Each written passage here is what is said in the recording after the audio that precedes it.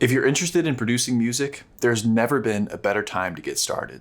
Modern technology has made it possible for anyone to create professional quality music without investing thousands of dollars into a full studio. You've just got to know how to get started, and that's why I'm here. In this video, you'll learn about the most common methods for producing music in a home studio, the essential tools that you'll need, and by the end, you'll be ready to create your first song no matter what budget you're working with. The most important component of a modern studio is the DAW, or Digital Audio Workstation.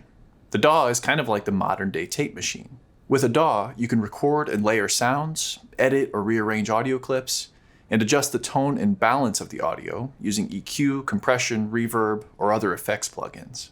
There are many DAWs available, all with their own unique workflows. Some of the most popular options include Pro Tools, Logic Pro, Ableton Live, and Nuendo, just to name a few, but there are so many more. There are even some DAWs available to download for free, like GarageBand, Reaper, and Audacity. My recommendation is to get started with one of the free options until you get a feel for how you'll use the software. By then, you'll have a better understanding of which paid option might be the right fit for you. Let's say you want to record your guitar and sing. For that, you'll need a device called an audio interface.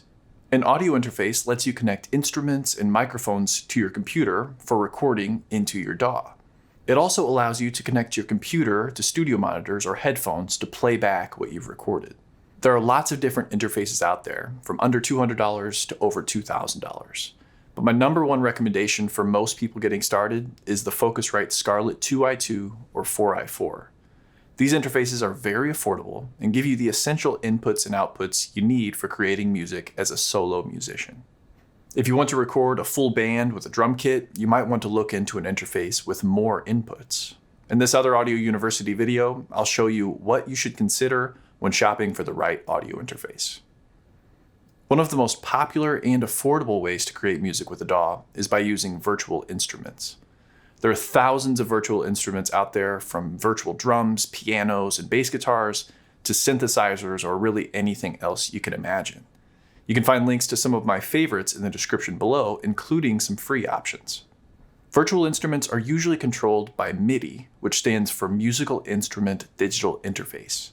With MIDI, you can create and edit the notes that will play through the virtual instrument, controlling things like pitch and other characteristics.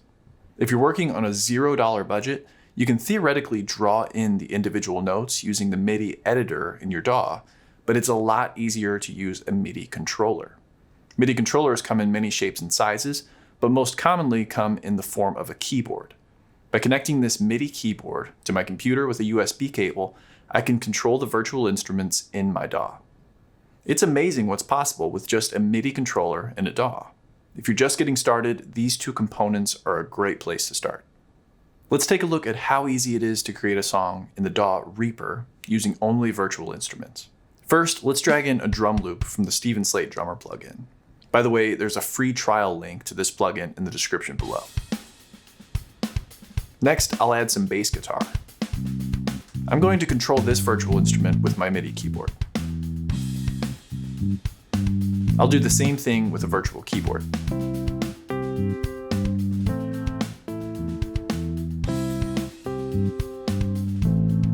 And if I want to change the tempo, I just simply need to tap this button to the beat that I want.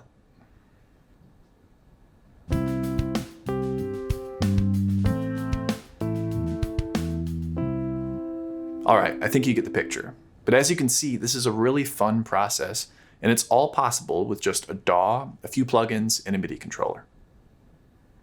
Once you've recorded each instrument, the next step will be to mix the instruments together to create a good balance. And this can all be done inside your DAW using plugins.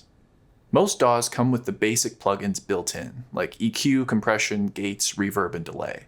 As you continue to improve your skills, you may want to consider buying a few third-party plugins to expand your toolkit.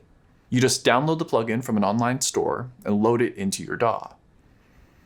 It's important to have a decent pair of speakers or headphones if you're going to be mixing music. The speakers on your laptop don't really cut it because they don't give you the full picture. I'd recommend starting with a pair of studio headphones. There are some great options for around $150, like the Audio-Technica M50X and the Beyerdynamic DT 770 Pro. You can also consider getting a pair of studio monitors, but headphones will cover you if you're on a strict budget. My recommendation, if you're just getting started, are the Atom T7Vs or the JBL 308Ps. These are a great value for the money. Music production doesn't have to be confusing or expensive. There are a lot of companies out there that want to sell you more and more gear, but a lot of it isn't necessary when you're just getting started. I've created a studio equipment checklist that lays out the 6 essential components of any home studio. You can find that checklist at audiouniversityonline.com/free home studio checklist. Hit the like button if this video was helpful, and watch the next video for help choosing the right equipment for your studio. I'll see you there.